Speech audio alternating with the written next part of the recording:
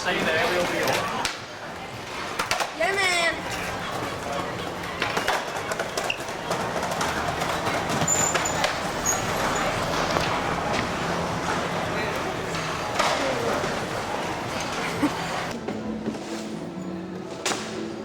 Ta-da!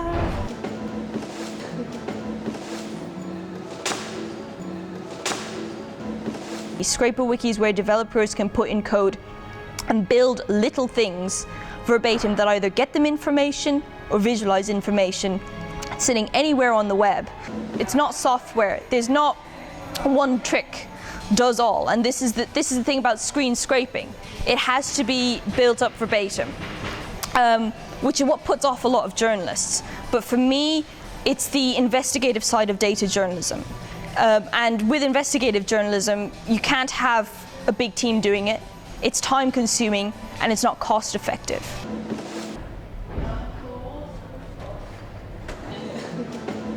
The important thing about scraping is that it's very, very brittle.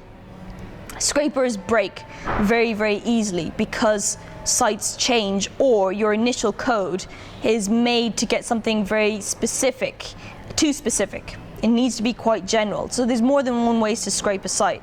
So there's a kind of art form to learning that, but that is what sort of ScraperWiki does. Because if you separate it out into different components, it will tell you which component is broken. And you go in and you fix that. And there's also a community side of things. It's open, so anyone can come in and edit it. So you can sort of call for help.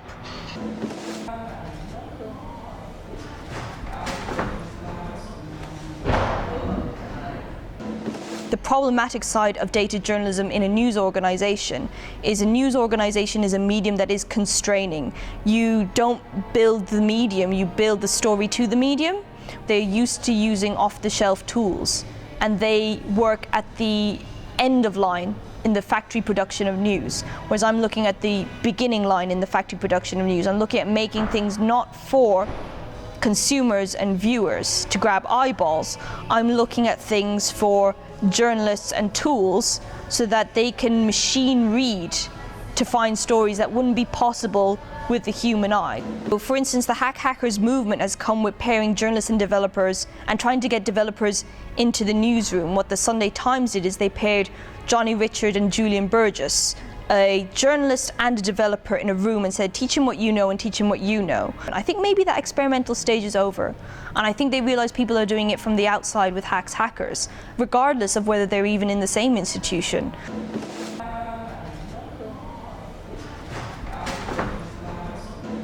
I see social media as being the lost leader of data journalism. You know, God, it's the only thing that's getting the industry actually thinking about proper data, but it's going to be the hardest thing to sell. It's just like tabloids. The headline and the tittle tattle was what was used to get the circulation so that some of the good news was consumed. And that's what I see social media as. It's the tittle tattle.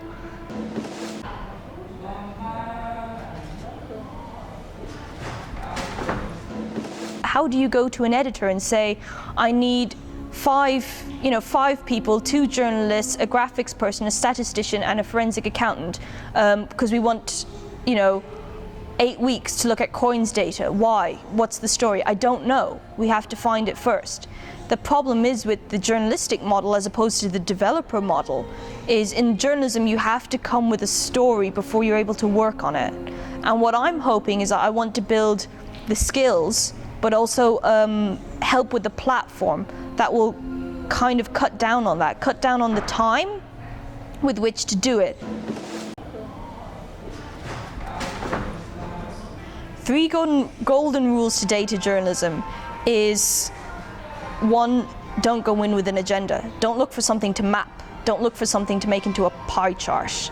Look at the data first. 2, messy data is the most interesting data.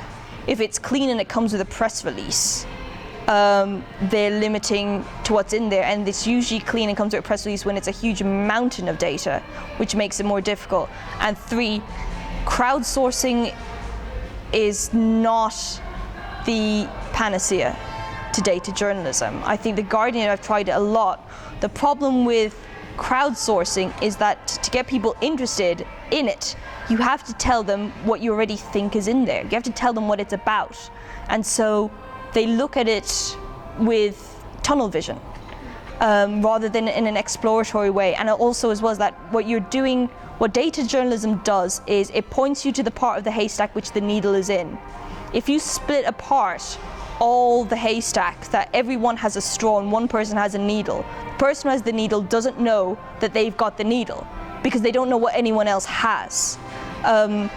So therein lies the difficulty, as in the golden rule is do it yourself and do it very, very stringently, journalistically. Really follow your nose, more so than letting something else guide it or asking someone else to bring it to you.